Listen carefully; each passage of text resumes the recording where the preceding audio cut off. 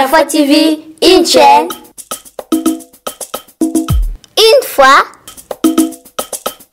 et un Christ. De la foi TV, une chaîne de la foi en Christ. Jésus-Christ de Nazareth, le chef et le consommateur de la foi.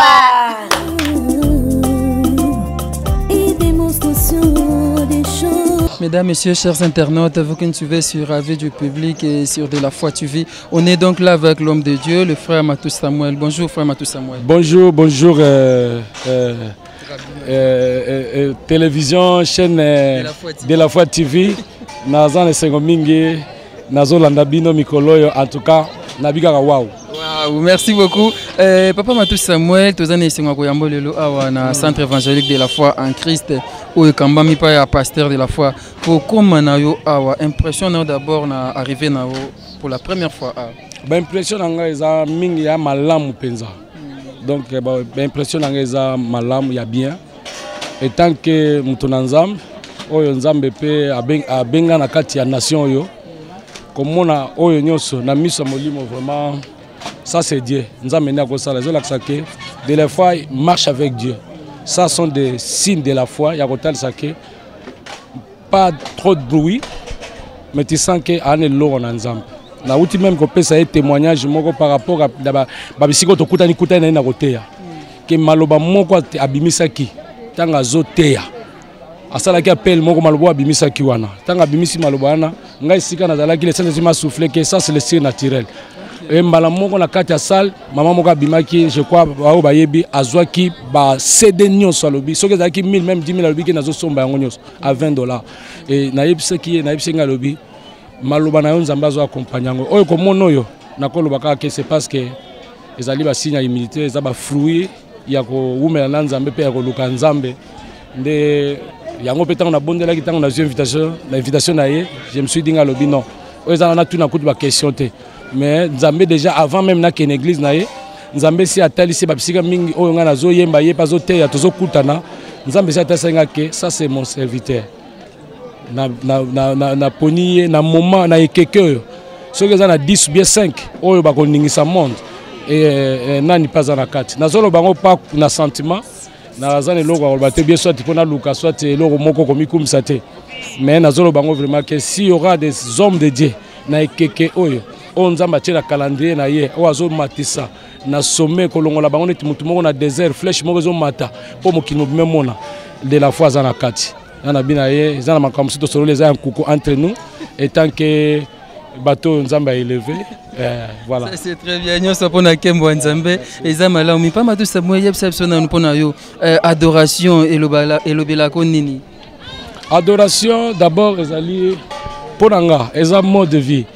Bomoni Matou Samuel lelo nazo kumisa nzambe pourquoi parce que na kati ya mboka na biso eza orgueil soki bakoki kotanga ata 3 ou 4 adorateurs o nzambe ya eleva na kati ya mboka oyo Matou aza na kati nzambe lokoti biso penza akoti biso neto memi eza vent ya biso ba Matou Samuel na ngaba oloba mingi te pa ba ke lokola na ngaba tutsu ba lobango mais pas faut olobi ninga likamba adoration na ko lobela nka boté mais fa na peso moi témoignage normalement na lingaka penda komi lobela te Matou boy parce que ata na lobi te mais mutumza na tala akope ko détailler mais to lito lobaka parmi ba pionnier onza mabengi na ministère d'adoration na kati ya mboka na biso EDC j'ai fait partie na kati alors toza bato tomimaki tokomisaki na nzambe na kolukai na mabondeli adoration et comme lokola bile eza mode de vie et ndenge bible ezoloba tant tozoloba que l'adoration c'est définir sa nature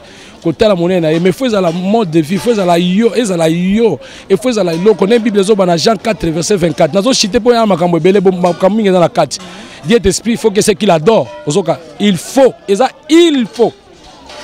ce qu'il adore l'adore en esprit et en vérité na kati adoration il faut comme un moment que ozo adorer nzambe ata mutu azali ozomona yesu te kenenga azali azoleka ozomona minute oke si eza yo mobimba et dans tant que komi bongo ce n'est plus toi maintenant de vivre mais eza yo Christ naza kati na yo ndazo communier kati na yo voilà un peu on azoloba ke adoration ezala kaka te lelo oyo neti parfois limbisa bato mosusu parfois bazoyekola yango koyekola non l'adoration eza eloko ezali c'est le sir naturel ntango ezomema yo mpo okotisa bato même mpo lelo oyo ozoyemba bato kaka oyebisi bango te bolela bato akomobimisa mai ya miso oyeki siko ntango évangéliste azolobela secret ya mai ya miso ebimi mpo etia fin na bitumba na yo ezobima ya pamba te mais mpo mystère wana ezala compagnie na kati adoration eza enseignement mobimba donc yango bakaka ke adoration ezali ye moko nzambe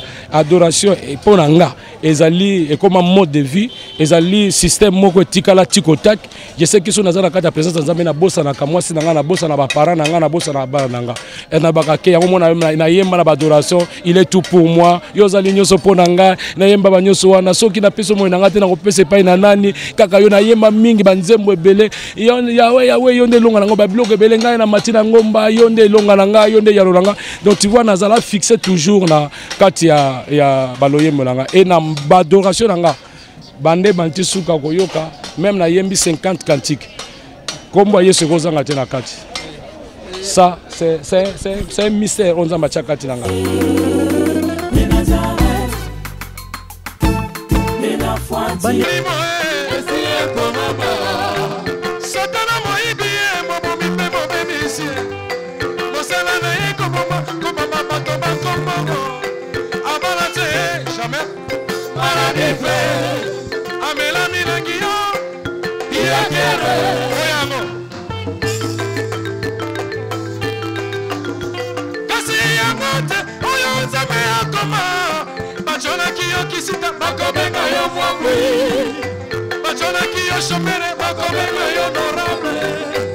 Est-ce que awa ma fille honorable basalite awa de la foi nazondima yoka nga nazondima na nzamba de la foi ba ministre Touro bazaliao ba honorable Touro bazaliao ba femme ministre pe bazaliao ba député pe bazaliao ba PDG pe bazaliao na nzamba de la foi ba mariage ezosopola ba mariage na ba voyage ndima yango yoga toloba oyo eza flatérité biso toyaka bato ya sentiment te mais nazoloba bowana nzambe ya solo de la foi c'est un homme de Dieu oyo eza moment na ye ndenge yo bokoti na saison oyo na saison de la foi makambo na oyo nyonso ezochange histoire na yo ezochange bakotanga yo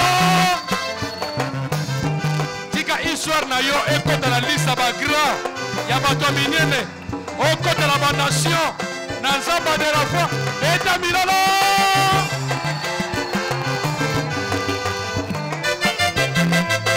batonaki yo célibataire bakobenga yo marie yo nomela milangi bakobenga yo shambui oyo koma elaka nazali fidele onzamba de la foi nazali fidele onzamba cfc nazali fidele ata eumeri nazali fidele yozali mwana na pate oyo ya likida oyo namolinga na pasi lelo nazali na bo etumo ebongaki mpona ngai yo memi yango nekulusu kombo yo kombo na yo asi ale marche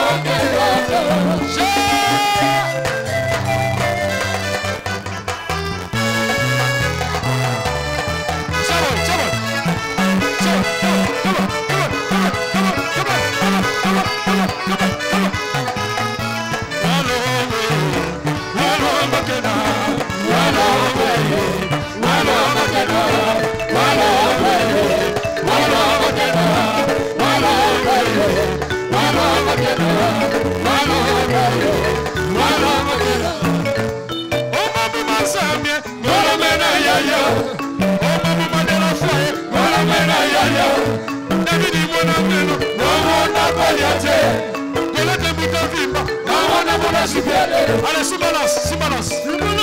Attaquez. Ils ne feront la guerre, ils te feront jamais. Les hommes de la foi. Allez, tu dis la maman. Les hommes de la foi. Allez, comme attaquez. Attaquez. Sous balance. Chômage. Célibat et Zokwaya. Malédiction Zokwaya. Dans le samba de la foi. Pour toutes les Zokwaya. On note.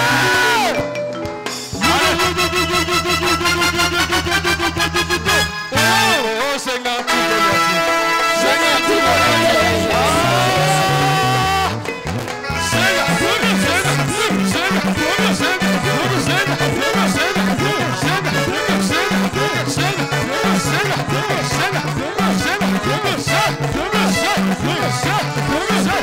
allez, tiens, on est champion. Allez, sous la main.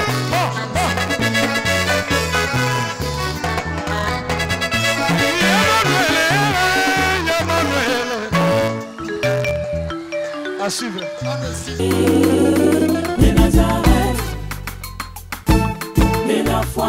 Papa Samuel, quelque part, nous avons côté moi, vous indolez, vous avez besoin musique chrétienne, vous avez parmi bateau pour révolutionner la musique chrétienne dans le bon sens. Tantôt va révolutionner, bateau va quand ça. Ça c'est vrai. Quand la musique chrétienne est le quoi musique moko, musique mo ya funérailles, musique ya matanga, so gini nde bateau va la bache musique chrétienne, le comme na ba fête, na ba mariage. Partout, musique chrétienne est obéie. Chaîne de prière, moutako kota lango retraite, moutaji solution, moutakoki ko se concentrer pour un problème à musala, ayoki adoration wana et PCP ouverture. Nous avons des témoignages. Bon, différence zabino mboko ko salango. Ngana lingi na luka combattre. Na minute na lobake, siko komi boye. Ezana batumsu parfois ba yoka na biya linga laxanine. Mais na linga beaucoup plus na yebsaka batbilo bibale. Tant boyoka biso kana le physique te boyoka biso parce que banzembo tozoyemba na biso adoration ali le ezali sur naturel eza boyete adoration ali est vraiment sur naturel. Tu vois parfois muta osala adoration mutalaki na liboma ekei ça physiquement comment donc comment palpango plus le cas aujourd'hui pour commander ngwana je crois. Ce n'est pas que Ovandi Boba détaillé en lokola neti li panangu bosangisi au lait ou bien li pautier manteka. Non. Ce qui te roye belango bongo eza moi passe. Moni lelo parfois et bilom sou je préférais mieux. Bato ba on a toujours dosa utile. Oh parfois lukingai parfois on peut partager la profondeur. Mais dire à la télé parfois il y a d'autres temps au koloba bato mona ke azo sorgeye ponango. Yana ngaka moni biso amatuto ngaka que les gens parlent de nous au lieu que yo les la télé. Vous pouvez organiser des ateliers de formation pour la génération montante. Et c'est bon, mais na lingaka beaucoup plus. Moi na kata mboka la biso, et ça na ba oyo, soit ba welaki ou bien soit ba votaki bango, que ba tambusa. Parfois votaki bango, je ne sais pas. Na été sur le plan spirituel, ba critère nyo so yalaki, le long ne bazo tambusa. Association des musiciens chrétiennes. Ces choses on a zoloba pour nous la richesse nango. Rien que AMCC ne peut organiser. Pour le lot parfois je peux organiser une chose na bengi bateau. Mais ce n'est pas mauvais. On peut faire ça, atelier, on salit tout ça, conférence et batoubaye. Mais beaucoup plus tout ça moi il a passé na ba comment moi belé. Na zoloba parfois j'aime beaucoup faire d'autres choses pour nous se réserver. Pourquoi? Parce que tant que vous avez le loco, tellement vous avez un impact, ma casse, et ça, le coin est sous ma commande, moi, je suis pas combien belé, alors tous les gens en Zambie, pour éviter d'autres choses, mais Nazolo Baclair m'a vraiment dans un bagage. Le lo oyo, son alobina la statut d'un musicien chrétien, n'a qu'un objectif nango. On est allé en Zambie, et ça bilo côté qui n'a eu qu'on a kélas. Statut d'un musicien chrétien, n'a l'obéla, objectif, beat. Il y a la différence entre la musique chrétienne et la musique profane. Total, sa mélodie, elle a inspiré. Parce que ma mélodie, la mélodie, elle est inspirée. Total, sa source d'inspiration. Ça encore, c'est comme ma cambouvane, c'est une source d'inspiration. Là, les enseignements mobiles. Vous ne faites pas ça, pas Matou Samuel. Source d'inspiration, à part source d'inspiration, Kota ça sous gérance, il y a élévation. Les lots parfois biso bazo mon abiso 35 ans la musique chrétienne. Les lots toya to yembi, je na kolobelo côté, parfois batamba mon ba image, ba kolobake bazaka nanzambe bazo koba ou bien za étiquette. Tu vois? Donc gérance wana. Il faut que tous les lots basent en enseigner pour nous. Même même avec l'association des musiciens chrétiens, ceux qui vont s'organiser, on peut faire ça. Bon, je sais que nous aurons le temps, nous aurons là. Nous avons voix et moyens, nous ça. C'est ça, c'est ça. Mais tu reçois temps. To meka un peu ba moyens za nango nzambe azopesa par-ci par-là ba frère bazana ba quand oyebise ke na lina sala boye il peut vous soutenir to sala ngo mais totala comment on peut faire ça ou les ala lo moyo parce que moni lelo ma beza na RDC yani Congo to linko ndimanate est un mois difficile je crois parfois au moins soit kondimaneza me mingité na quelques personnes parfois na lobi ke o ba yebi gérance élévation akoko reconnaître grâce à la muninga. Mais ça, quand on a pas façon qu'il y a bimi, que les autres vont sous-souter. Alors là, c'est faux. Au moins, il est le pasteur à témoigner. Pasteur de la foi. Alors, papa Matou. Na bengi on a téléphone. Na sala qui partout les moyens na un protocole qu'on a tout coutanité. Mais na comprendre le ko la carbo senge zala que j'ai na sali acte à fois na lobby déjà na l'église que mercredi prochain on a pas Matou. Malgré le programme na ngesa qui to coutanité, mais à lobby papa Matou. Et l'autre comme singa. Qu'il y a sans condition. Abi papa tis que je marque même pas na solo na téléphone même 3 fois ou 4 fois. Au tia ko balanga te tindelanga transport sala botio ya abi papa ti m'a marqué. A lobi ngango. Na lobi ngo zate po na mi la kisamete. To linka to lo baka beaucoup plus mais Nzambe tanga zo diriger biso na yebi ke soka tie élévation ka tena ko pesa yo gérance. Aoye ba comment ko sala tu verras aux appels na mon appel ba témoignage musuku kuna. Alors, Toro Bapé a besoin, bon, mais nous avons biso. Alors, nous avons besoin de discipline. Mais nous avons besoin de vraiment, dans la zone de Maké, nous avons besoin de RDC, nous avons des vrais adorateurs. Bazali, Babimie, Belé, Bazoya et Belé. Na kati nango, ba vrai Bazali, ba faux Bazali, mais na ebike parmi ba vrai Bazali pe na Keko Bazo Bima. Oh, vraiment, tant total la musique, ah, ça vraiment.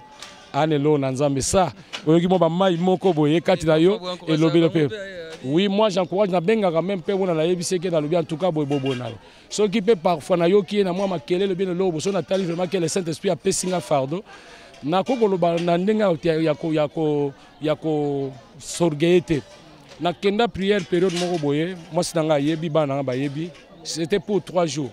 Mais na komi na place à prière na bimaki na programme sustain na komi kuna na linka na bandaka boye mba moko le fongwami nzamba no pesa nga message à lobi prie pour la musique chrétienne parce que na zomona nzamba na makambo belé je ne peux pas dire détailler tout à la télé parfois ce n'est pas bon mais 3 jours nanga et bon on a qui prier pour na boye prier pour na bo prier pour na bo prier pour na bo prier pour na bo prier pour na bo le lo babilo mususu pe na ba prière ngo nzamba komi ko bimisa oyo boy mais bon nzambe kaka sunga biso Nzambe oyo tozosalela ka tosalela na bosolo toza batu okoki kobeta libaku na likamoko mais oyeba ke toza batu parfois et na kotutsa libaku na likamoko oyeba ndenge nini kozala bien na Nzambe osate ndenge koki koluka harmonie na Nzambe mais ya mabe ezali ke parfois obandaki bien na Nzambe comme na tamo boye ce n'est plus Dieu et comme kaka sikoyo batu bazomona kaka ba spectacle makambo ebele.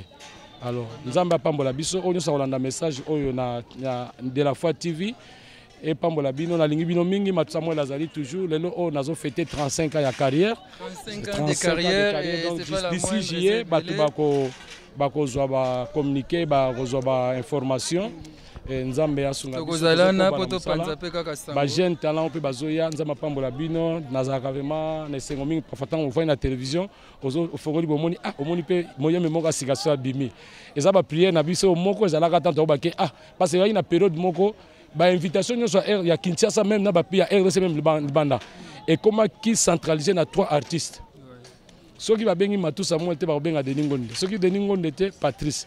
To komaki na période moko donc ezala qui vraiment que nzambe amemaki biso na période moko ko banda ba 91 92 na ba croisade minga minene mais avant biso pe ba mente bazalaki ba ya Charles Mombaya bazalaki ba couple Buloba ba papa Kabachi ba Kanguma bazali na bango bazalaki mais ya comme à l'époque mo boza lokola neti vague moko ya ki penza ke soki action salami ba bengi matute ba bengi denité ba bengi patricité au moins lokola de teloko moko ezangi alors tant wana tozali kolba papa nzambe a fait abimisa pe ba yembe bele to ko mona ba génération yé ya ba Alain Moloto yé to komisa nzambe to moni ba génération ba pe asona ba Marie Misamu ba yé to komisa nzambe ba Tomano Kofe ba to komisa nzambe to komi na ba 2000 to moni ba génération ya ba Lor Mbongo ba yé to komisa nzambe ba José Nzita ba yé to komisa nzambe ba Moïse Matuta ba Benjamin Mulamba ba Mike Kalamba ba Passé Moïse Mbiye ba Frank Moulaja ba Ripapa to moni ba Maman Michel Chabani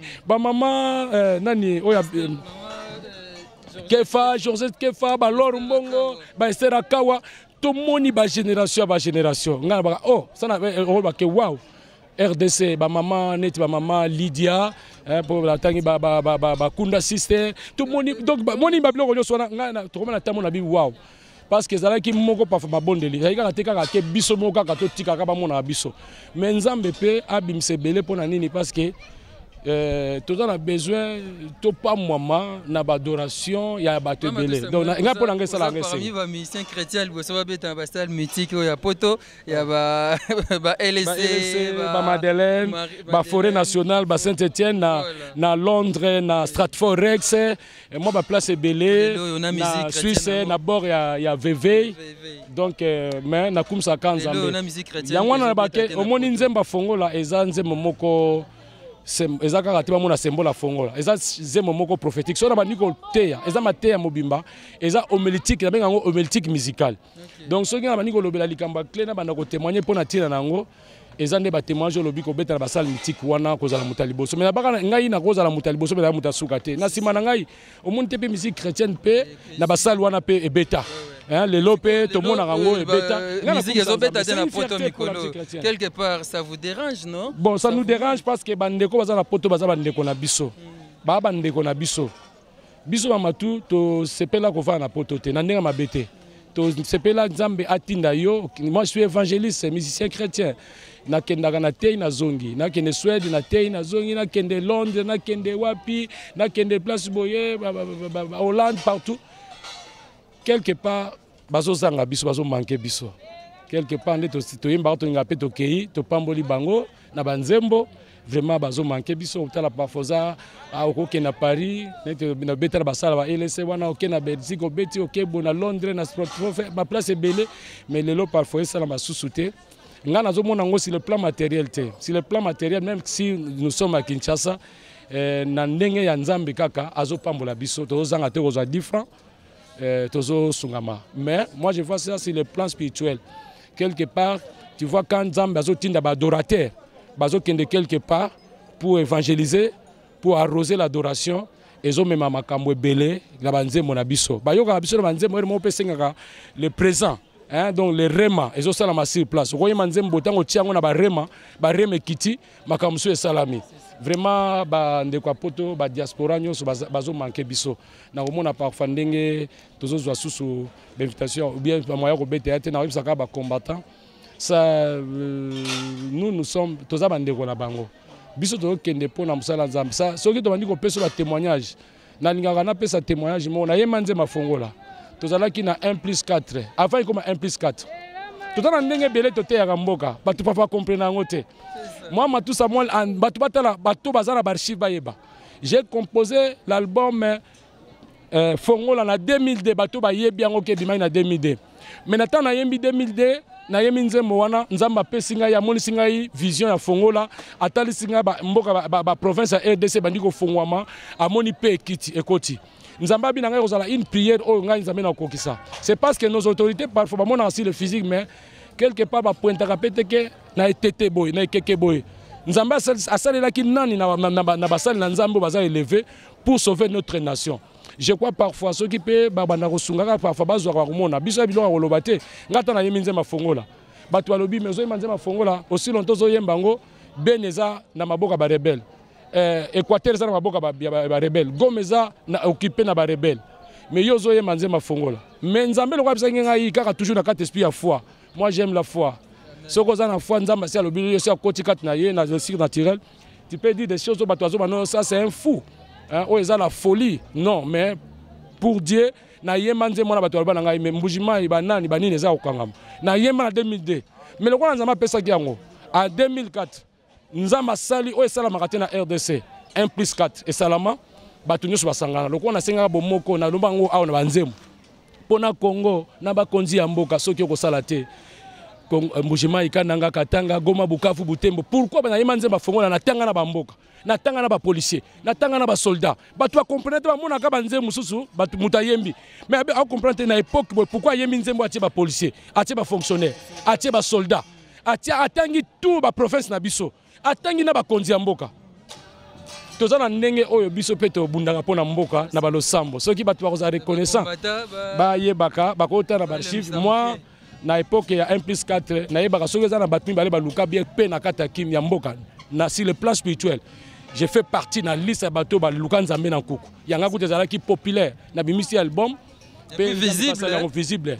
J'ai chanté la clé nzambe afongoli ba frontière ezala ki occupé na ba rebelle alelelo ezali donc ce n'est pas tard nzambe akosunga biso toujours mboka nso kende liboso tozo bondela pona bakonzi ya mboka tokoyebisaka bakombata biso tokolonga bakonzi na makasi te mais nous prions pour notre pays nous prions pour les autorités seulement nzambe aza capable ya ko changer ba situation aza capable ya ko sunga mboka na biso etambola toujours malamu nos autorités encore ne bazana ba na besoin prière na biso il faut te soutenir la prière biso ya biso de bundaka na boete na banzetete na mindukite mais nous prions nous avons la foi nous prions par la foi nous prions en esprit et nous savons que notre Dieu comme il est toujours Dieu il est le tout puissant aza toujours na kosala na ye nzamba pambola bino na lingi ba combattage na lingi ba diaspora nyonso bisenso bovandi kimia na nzambe za la kati na bino ya bino ndeko matusa mwe na yaki ko répondre à l'invitation ya Dekonanga de la foi que j'aime beaucoup c'est un jeune frère vraiment que nzamba zo salela na sepeli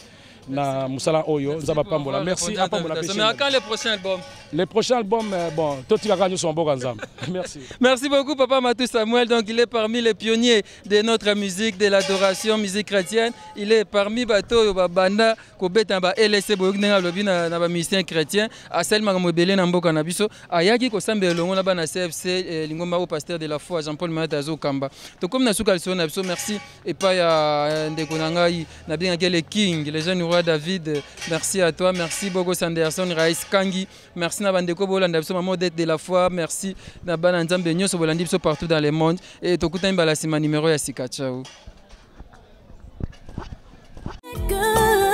qu'on ne voit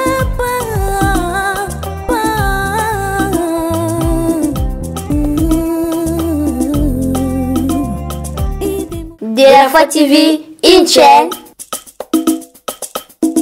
une foi et un Christ. De la foi TV, une chaîne de la foi en Christ. Jésus-Christ de Nazareth, le chef et le consommateur